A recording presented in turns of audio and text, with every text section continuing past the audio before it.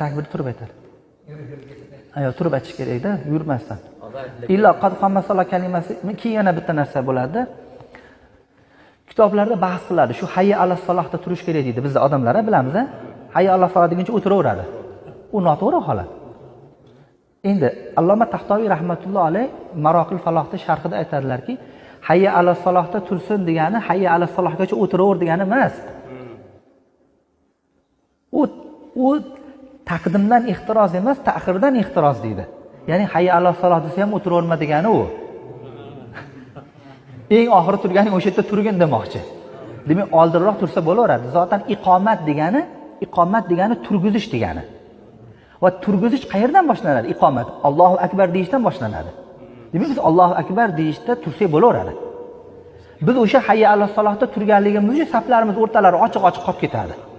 O'sha iqomatni boshidayoq tursa, to imom niyatni qilib boshlaguncha saflar tekis bo'lgan bo'ladi. Imom ham o'tiraveradi, to'g'ri. Imomdan oldin turib olish makruh deyiladi. Bu makruhlikdan odamlarni chiqarishlik uchun imom ham shu takbirni boshlaganda tursa, odamlarga hech qanaqangi makruhlik bo'lmaydi. Imom ham o'tiravermaslik kerak. Chunki haligini ko'rib qotganda, hayya ala solohda tursin degan gapni tarjima qilganda, hayya ala solohdan oldin turavermaydi tarjima qilgan. Vaholanki kitobda egasining maqsadi hayya ala solohdan keyin o'tiraverma degani u.